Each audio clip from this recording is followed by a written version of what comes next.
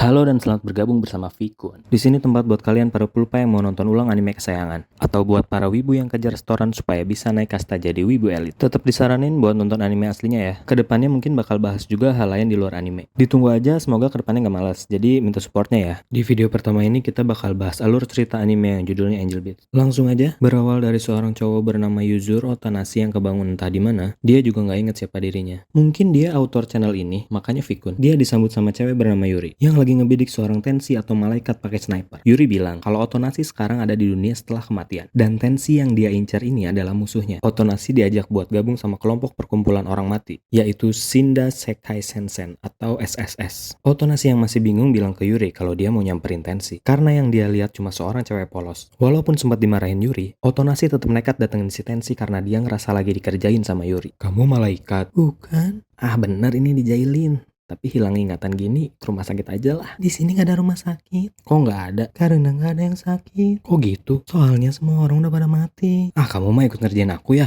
Coba buktiin kalau nggak.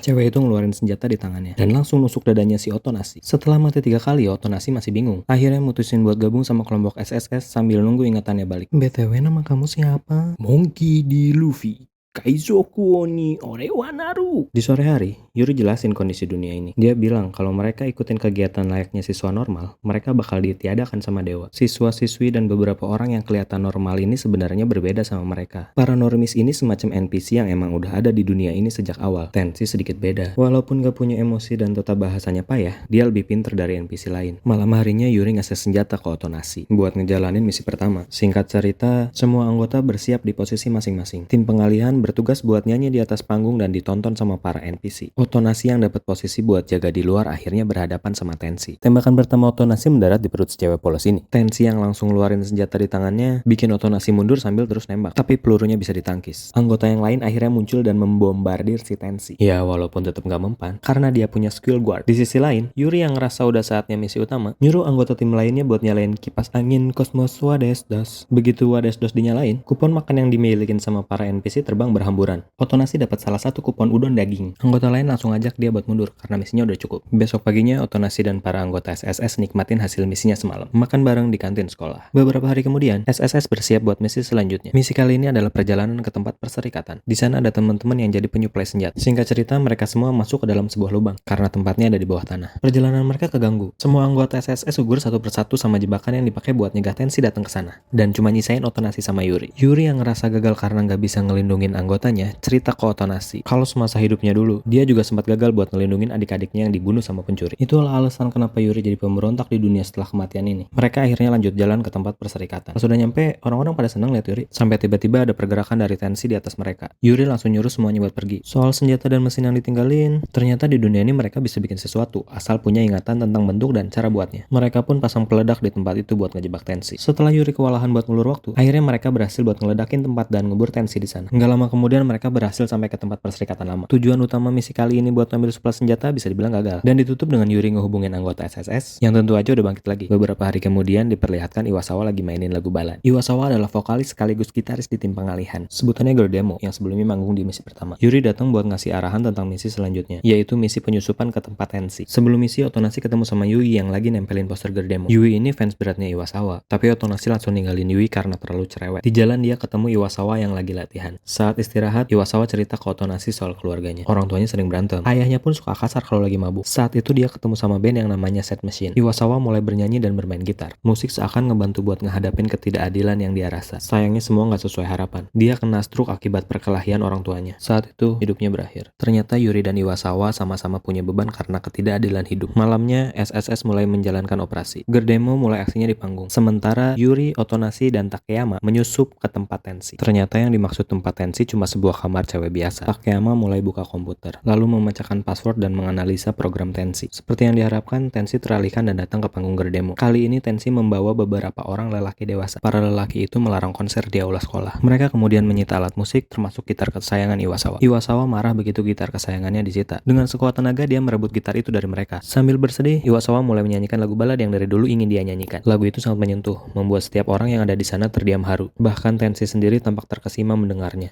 Berhasil, aku telah menemukannya. Dia ngerasa udah nemuin apa yang dia inginkan selama ini. Iwasawa tiba-tiba menghilang. Setelah semuanya, Yuri nyeritain hasil temuan kali ini. Dia bilang kemampuan Tenshi selama ini atas kehendak sendiri. Sama kayak SSS dan persekutuan yang bisa bikin senjata. Ternyata dugaan Yuri selama ini salah tentang Tenshi. Dia kira Tenshi adalah utusan dan dikasih kemampuan dari dewa. Yuri juga bilang alasan kenapa Iwasawa tiba-tiba hilang adalah karena keinginan Iwasawa sendiri. Hari-hari setelahnya, anggota SSS secara ilegal mengikuti pertandingan olahraga. Otonashi membuat grup dengan Hinata. Ada juga Yui, Shina, dan Oda. Setelah memperlihatkan Otonashi dan Oda yang bermain baseball seperti bermain tenis meja, permainan yang sebenarnya akan segera dimulai. Tenshi datang bersama para pemain baseball handal dari sekolah, dan Tenshi mengatakan kalau tim Hinata tidak ikut terdaftar. Meski begitu, Hinata tetap memaksa untuk bertanding. Singkat cerita, pertandingan final antara tim Tenshi dan tim Hinata pun dimulai. Setelah ketinggalan angka di awal, tim Hinata berhasil mengejar. Tapi di putaran terakhir, Hinata tampak sedih dan tidak begitu yakin bisa melakukannya. Hinata cerita kalau dulu waktu masih hidup dia mengalami saat penentuan seperti ini. Yang dia ingat hanyalah teman-temannya marah dan kecewa pada Hinata. Bahkan menganggap Hinata parasit yang sudah menyebabkan kekalahan mereka. Ternyata itulah beban Hinata selama ini. Babak terakhir pun dimulai. Otonashi melempar bola dan berhasil dipukul oleh lawan. Bola itu melambung tinggi jauh ke atas. Hinata mencoba menangkap bola sambil berpikir, kalau aku menangkapnya, selesaikah? Di sini terasa paling damai. Otonashi dengan cepat berlari dan mencegah. Jangan Hinata, aku tidak ingin kau ditiadakan, kan.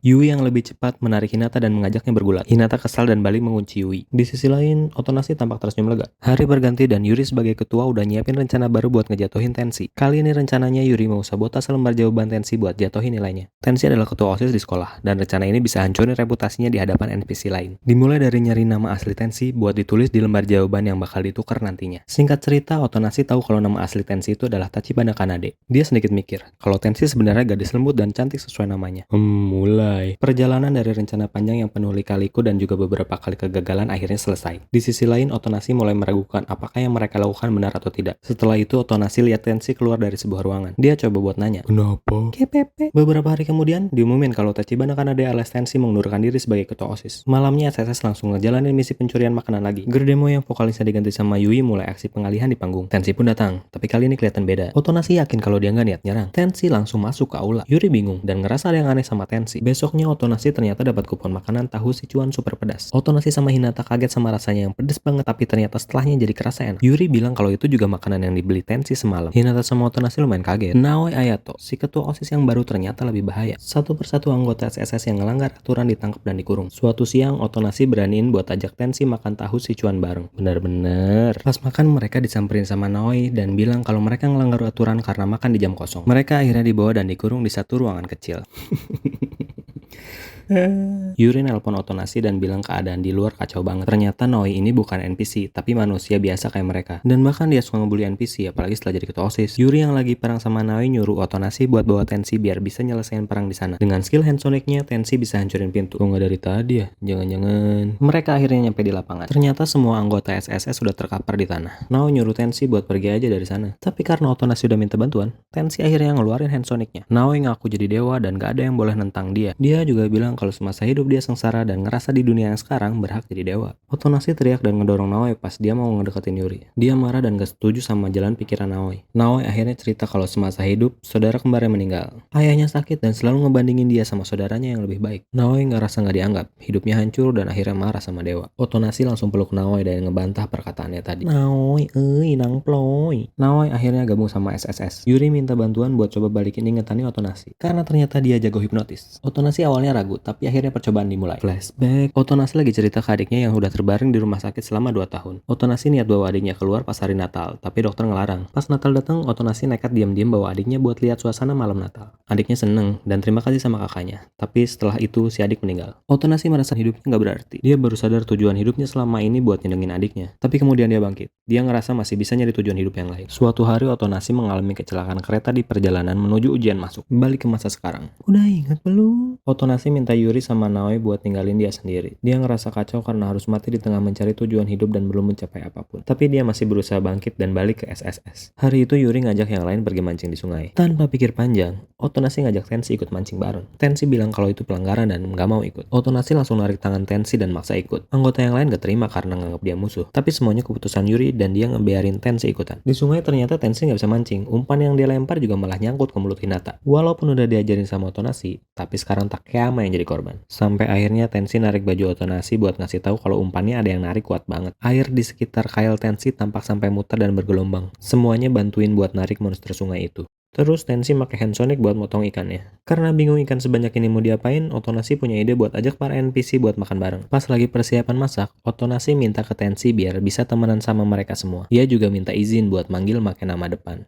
Kanade cuan. Setelah acara masak dan makan beres, Yuri datang dengan keadaan penuh luka. Dia bilang kalau yang nyerang adalah Tensi. Otonasi kaget karena dari tadi Kanade ada bareng sama mereka. Sampai akhirnya muncul sosok cewek berdiri di atas gedung yang kelihatannya kuat. Tensi? Cewek yang mirip Kanade turun dari gedung dan langsung nyerang Yuri. Otonasi dan yang lain panik dan ngerasa ada yang aneh. Kanade punya sifat lembut dan sebelumnya emang gak pernah nyerang, kecuali diserang duluan. Jelas ini bukan Kanade. Tensi yang ini kejam dan nyerang siapa aja. Tensi kejam itu berhasil ngalahin Yuripe dan bikin anggota lain marah, apalagi Noda. Kanade mengadang dan akhirnya bertarung waktu Otonasi mau diserang. Akhirnya Kanade terluka dan harus dirawat. Yuri yang lagi jagain Kanade cerita tentang software yang diprogram Kanade. Kemungkinan Kanade pakai program harmonik buat bikin cloning. Tapi Kanade nggak bisa ngendaliin cloningannya. Sifatnya malah beda banget. Yuri dan semua anggota nyari jalan keluar buat nyingkirin Tensi cloningan ini. Dia pergi ke tempat Kanade dan nyoba ngilangin program cloningannya. Tapi ternyata gagal dan malah bikin cloningan baru. Lalu siang itu semuanya kaget. Kanade hilang dari tempat tidur. Yuri ngira kalau Kanade diculik sama Tensi cloningan dan dibawa ke tempat perserikatan bawah tanah yang dulu diledakin. Mereka akhirnya mutusin buat nyari Kanade karena cuma dia yang bisa beresin masalah ini. Masih sama kayak sebelumnya, tempat itu masih banyak jebakan dan yang paling bahaya mereka dihadang sama para Tensi cloningan yang jumlahnya banyak. Semua senjata nggak mempan buat ngelawan. Satu persatu anggota gugur karena ngorbanin diri buat nahan para cloningan. Terakhir Yuri yang ngehadapin cloningan pas sudah nyampe di sana. Otonasi yang udah nemuin Kanade bilang kalau semua temennya datang buat nolongin dan minta biar dia pakai kemampuan harmoniknya buat nyelamatin yang lain. Kanade bilang tiap kembarannya punya kesadaran masing-masing dan kesadarannya bakal balik ke dia kalau semua cloningannya disatuin lagi. Seketika Kanade coba buat nyatuin para cloningan. Tempat itu bergetar, para cloningan hancur dan elemennya masuk kembali ke tubuh Kanade. Otonasi langsung meluk Kanade yang kelihatan kesakitan. Setelah kejadian itu, Yuri kelihatan sedih lihat kondisi Kanade yang masih belum sadar. Sedangkan anggota SSS lainnya lagi pada cemas. Mereka takut kalau Kanade bakal jadi jahat pas bangun nanti. Wush, flashback. Otonasi terbangun di tempat gelap. Mukanya penuh sama goresan dan dia sedikit merintih kesakitan. Pas lihat HP, dia nyadar kalau udah telat buat ujian masuk. Otonasi keluar dari kereta dan bantu nyelamatin korban yang masih hidup. Tapi dia gagal nemuin jalan keluar dari bawah tanah. Karena jalannya udah ketutup semua sama reruntuhan bangunan. HP juga nggak bisa dipakai soalnya nggak ada sinyal. Di hari kedua mereka masih terjebak dan belum ada bantuan yang datang. Otonasi coba buat bantu korban terluka. Sementara beberapa orang pada cuek, malahan ada yang sampai nyuri minuman orang lain. Hari ketiga makin parah. Salah seorang dari mereka meninggal. Otonasi nyalain diri sendiri dan nganggap dirinya masih lemah. Karena setelah sebelumnya dia melihat adiknya meninggal, sekarang dia lihat orang yang kejebak bareng dia meninggal dan gak bisa nolongin. Hari ketujuh semuanya udah pada lemas. Otonasi yang inget kalau dulu adanya nerima donor darah dari seseorang, akhirnya mikir kalau dia bisa ngelakuin hal yang sama. Akhirnya dia nulis wasiat di kertas, berharap bisa nolong orang lain di sisa hidupnya. Dan dia pun meninggal. Balik ke masa sekarang, Otonasi bangun waktu Kanade ngusap rambutnya. Dia kaget sekaligus senang lihat Kanade ternyata udah sadar. Otonasi juga bilang kalau dia udah inget semuanya. Dan cerita kalau di akhir hidupnya dia ngedonorin organ tubuhnya. Kanade cuma jawab kalau orang yang nerima donornya pasti berterima kasih. Mereka juga cerita hal lain, mulai dari gimana pertama kali mereka ketemu. Akhirnya Otonasi sadar kalau selama ini semuanya cuma salah paham. Kanade juga ngasih tahu kalau dunia ini sebenarnya tempat buat mereka yang belum mencapai tujuan hidupnya. Contohnya Iwasawa yang tiba-tiba hilang setelah bisa nyanyi sepenuh hati sesuai impiannya. Otonasi pun kepikiran gimana caranya buat bantu teman yang lain. Akhirnya mereka berdua sepakat buat kerjasama demi menuhin impian semua orang biar bisa pergi dengan tenang. Tapi Kanade harus balik jadi ketua OSIS dan jadi musuh SSS lagi. Sementara Otonasi cari tahu tentang masa lalu setiap orang. Mulai dari Yui. Singkat waktu akhirnya Otonasi bisa dengerin cerita Yui. Ternyata semasa hidup dia selalu terbaring di kasur karena sakit keras dan cuma bisa nonton acara musik dari TV. Walaupun impiannya jadi pemain musik sekarang udah terkabul, ternyata Yui masih punya impian lain. Berikut daftar impian Yui, nomor 7 bikin tercengang. Selain baseball dan sepak bola, Yui bahkan pengen jadi pegulat profesional. Walaupun berat, Otonasi tetap janji bakal bantu buat menuhin mimpinya. Dimulai dari aksi gulat, Otonasi nerima serangan Yui berkali-kali. Walaupun kesakitan, dia lega bisa menuhin satu impian Yui. Lanjut ke sepak bola, Otonasi terpaksa minta bantuan sama yang lain. Kali ini Otonasi bantu ngehalangin siapa aja yang mau ngalahin Yui. Bahkan Kanade juga bantu numbangin lawan. Yui akhirnya bisa cetak gol. Keinginan terakhir Yui adalah jadi pemukul bola. Setelah nyoba berkali-kali, Yui akhirnya nyerah karena nggak pernah berhasil mukul bola. Yui bilang kalau sebenarnya impian terbesar dia adalah menikah. Saat itu Hinata datang dan bilang bakal nikahin Yui. Yui tertunduk sedih dan nganggap kalau Hinata cuma bercanda. Hinata bilang kalau semasa hidup mereka bisa ketemu, dia bakal tulus jagain Yui yang lumpuh sepenuh hati dan gak peduli sama kekurangannya. Yui nangis terharu dan berterima kasih ke Hinata. Setelah itu, dia menghilang. Beberapa hari kemudian insiden baru terjadi. Tiba-tiba muncul sosok monster bayangan hitam yang bisa ngerubah orang di sana jadi NPC. Dan bayangan hitam ini sebenarnya NPC itu sendiri yang udah berubah wujud. Kericuhan terjadi dan akhirnya Yuri ngumpulin semua orang buat diskusi. Di tengah pembahasan itu, Yuri bikin pernyataan yang bikin semua orang kaget. Ternyata dia udah tahu kalau Otonasi kerjasama bareng Kanade dan tahu juga apa rencananya. Beberapa orang belum bisa setuju, bahkan setelah Hinata bantu buat ngeyakinin. Yuri sendiri nggak milih pemikiran mana yang benar dan nyerahin keputusan ke tangan masing-masing. Sekarang ini dia lebih milih buat cari tahu soal masalah bayangan hitam. Yuri nyuruh Otonasi ngelawan para monster itu bareng Kanade. Dan di saat itu Otonasi tahu dari Yuri bahwa Kanade sebenarnya sebenarnya bukan malaikat, tapi manusia sama kayak mereka. Di awal pertemuan sebenarnya Kanade sendiri yang udah bilang sih ke Otonasi kalau dia bukan malaikat. Setelah tahu kenyataan itu, Otonasi janji juga ke Kanade bakal bantuin dia ngelepas beban hidupnya. Singkat cerita mereka semua perang ngelawan para monster. Sementara Yuri pergi sendiri buat cari tahu dari mana monster bayangan hitam ini berasal. Petunjuk dari seorang pria tua nganter Yuri ke sebuah lubang yang ternyata di sana banyak monster. Di tengah pertarungan, Yuri sempat mikir kalau Kanade itu sebenarnya baik. Akhirnya tenggelam sama lamunan masa lalu dan hampir dimakan sama bayangan hitam. Untungnya ada Otonasi yang nolongin. Ternyata Kanade yang khawatir sama Yuri nyuruh Otonasi buat nyusulin. Otonasi dan yang lain nahan para monster buat buka jalan biar Yuri bisa lanjut. Di sisi lain, satu persatu anggota yang udah berpikir mulai pergi dengan tenang. Mereka ngerelain kehidupan di dunia itu dan juga ngelepas beban kehidupan mereka sebelumnya. Akhirnya Yuri sampai ke sebuah ruangan yang penuh sama komputer. Dia disambut sama seorang laki-laki yang duduk di antara komputer. Laki-laki itu bilang kalau ada seseorang yang sangat tua bikin program bernama Angel Player buat manipulasi material di dunia. Selain itu, dia juga bilang kalau Yuri bisa jadi dewa dan ngerubah dunia ini buat jadi surganya sendiri. Yuri nolak karena tujuannya berjuang selama ini adalah untuk melindungi teman-temannya. Nggak dijelasin secara langsung, tapi perasaan cinta Yuri ini yang kayaknya nyebabin munculnya monster buat ngerubah manusia jadi NPC. Entah bug atau emang Angel Player di program kayak gitu. Tujuannya buat ngereset manusia yang terjebak perasaan di sana. Karena katanya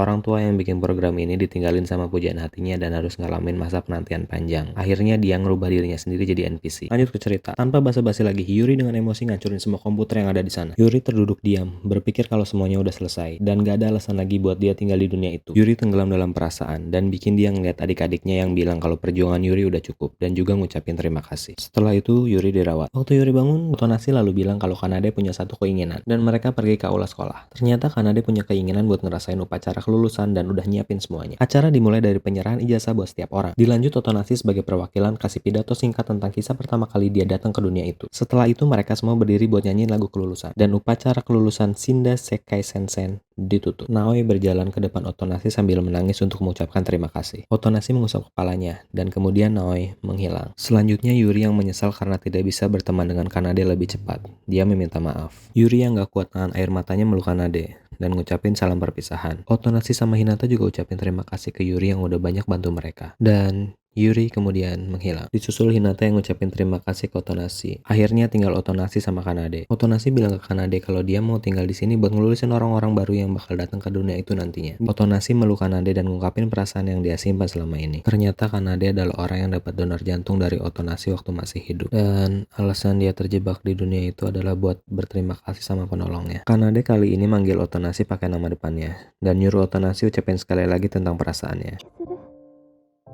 かなで愛してるずっと一緒にいようすごくありがとう。かなで愛してくれて、命をくれて、本当にありがとう。